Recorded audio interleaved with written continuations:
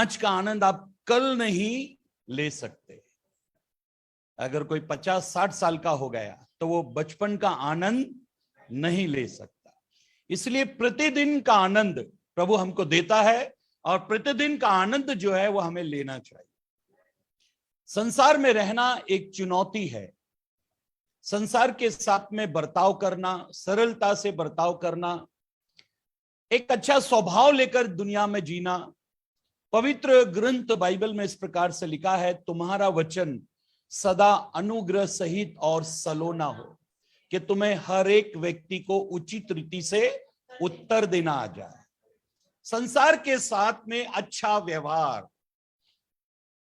प्रभु यीशु ने कहा, तुम कबूतर की नाई भोले और सांप के नाई चतुर बनो। जहां दिमाग का काम है वहां दिमाग से काम लेना है। जहां दिल का काम है जहां दिल का काम वहां दिल से लो। जहां दिमाग का काम है वहां दिमाग से। मुझे याद आती है घटना, एक गांव में एक किराने की दुकान वाला कभी किसी को उधारी नहीं देता था, नकद। और उसने लिख के रखा था, नकद में डिस्को, उधार में खिसको। वो कभी किसी को उधार नहीं देता था। मैं अक्सर चुटकुले या जोक्स इसलिए बोलता हूं ताकि हर व्यक्ति मेरी तरफ देखे और वो उसे ऐसा लगे कि ये मुझसे बात कर रहा है। तो दुकानदार बहुत फेमस था, मशहूर था एक बात के लिए, वो कभी किसी को उधार नहीं देता। उसी गांव में एक बुजुर्ग बहन रहती, वो कहने लगी, ये कौन सी बड़ी बात है। चैलेंज हुआ, चुनौती दी कि उससे कोई उधार लेकर बताओ। ये बहन कहने लगी, मैं उससे उधार लेके बताऊंगी और वो जबरदस्ती मुझे देगा। सब हंसने लगे। एक तो वो उधार नहीं देता, ऊपर से आप कह रहे हो कि वो जबरदस्ती देगा। तो वो बुजुर्ग बहन कहने लगी, ये बाल मैंने धूप में सफेद नहीं किए, मेरे पास अच्छा खासा अनुभव है, मैं अनुभवी हूं। और देखना, मैं उसकी दुकान में जाऊंगी और मैं नहीं लूंगी तो भी वो जबरदस्ती देगा। बड़ा ताज्जुब लगा, ऐसा कैसे हो सकता है। बोला, सब गांव के लोग बाहर खड़े हो गए। ये दुकान में गई और बड़ा सा थैला लेकर गई और कहने लगे, चावल क्या क्या कीमत के दिए। उसने कहा 50 रुपए किलो। बोला 5 किलो इसमें भर दो। उसने 5 किलो चावल उसमें भर दिए। बोले, ये तुअर की दाल कैसे दिए। उसने कहा 100 रुपए किलो है। बोला ठीक है, 3 किलो ये भी इसमें डाल। उसने बोला, माँ जी अगर इसमें डालूंगा तो मिक्स हो जाएगी। बोले, घर में फ्री बहुत लोग बैठे हैं, वो सब कर लेंगे। उसने वो डाल दिया। फिर इसने उड़द दाल ली, ऐसे 3-4 दालें ली और वो सब चावल में डलवा दी। वो डालते गया। बोला अजीब बुढ़िया है। बोला, बाद में जो थैला उठा के जाने लगी तो वो बोलने लगा, पैसे। बोला पैसे 1 तारीख को दूंगी, 1 महीने बाद। उसने बोला, तुझे मालूम नहीं है, गांव में मेरा स्वभाव सबको मालूम है, मैं किसी को उधार नहीं देता। इसने बोला कि नहीं देता तो मुआ, ये तेरा सामान रख तेरे पास, मुझे नहीं चाहिए ये तेरा सामान। और वो उतर कर जाने। तब ये सोचने लगा, 5 किलो चावल, 3 किलो तूर दाल, 2-2 किलो ये दाल है, ऐसे करके 15-20 किलो हो गया। अब 15-20 किलो हर चीज को अलग अलग करने में तो 15-20 दिन चले जाएंगे।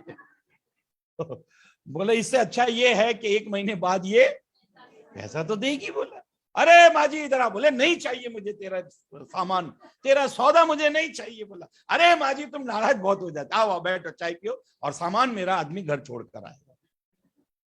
गांव के लोग दंग रहे, क्या बुड्ढी का दिमाग है। इस संसार के साथ में बर्ताव करना सीख लो। इस संसार के साथ में रहना कैसे है वो सीखना चाहिए।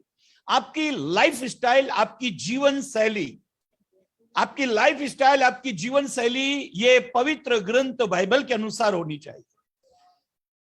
बड़ी सरलता से आप ये जीवन को बहुत अच्छी रीति से इस जीवन को आप जी सकते हो, क्योंकि इसमें मेरे और आपका प्रोग्राम फिट कर दिया गया है। अगर उस प्रोग्राम के अनुसार हम चलते हैं, देखो मोबाइल में आप ऐसा नहीं है, मोबाइल को अपनी मर्जी से नहीं चला सकते। मोबाइल में एक डिजाइन डाला गया है, एक सॉफ्टवेयर डाला गया है, उस मोबाइल को उस सॉफ्टवेयर इंजीनियर ने जैसा बनाया है आपको वैसा ही चलाना पड़ेगा। अगर आपने उसमें अपनी मर्जी करने लगे तो वो मोबाइल खराब हो जाए। आज का इंसान, जिस परमेश्वर ने इंसान को जिस तरीके से बनाया उस तरीके से वो चलना ही नहीं चाहता। वो अपनी अक्ल, अपनी बुद्धि को लगाता है और वो ये सोचता है कि मैं अपने तरीके से जीऊंगा। और फिल्मी वालों ने गीत बना दिए, मैं चाहे ये करूं, मैं चाहे वो करूं, मेरी मर्जी। अब इंसान कोशिश कर रहा है मेरी मर्जी से मुझे जीना चाहिए, मेरी मर्जी से मैं जीऊंगा। और जब वो ऐसी कोशिश करता है तब वो उस पड़ाव को कभी पार नहीं कर पाता। याद रखो, जीवन एक अनुशासन है। मैं यहां 3 नंबर में एक शॉप पर बैठा था, काफी लोग बैठे हुए थे और वो जानते थे कि मैं एक बाइबल का प्रचारक हूं। तो उन्होंने मुझसे पूछा, उसमें एक बुद्धिमान व्यक्ति था, उसने मुझसे पूछा कि पाप किसको कहते हैं। आप लोग बहुत पाप का प्रचार करते हो, तो पाप थोड़े में आप एक शब्द में बता सकते हो पाप किसको कहते हैं? तो मैंने उसको कहा, आपके पास कार है? उसने बोला हाँ है, मेरे पास कार है। कितने की ली? तो उसने कहा 8 लाख की ली।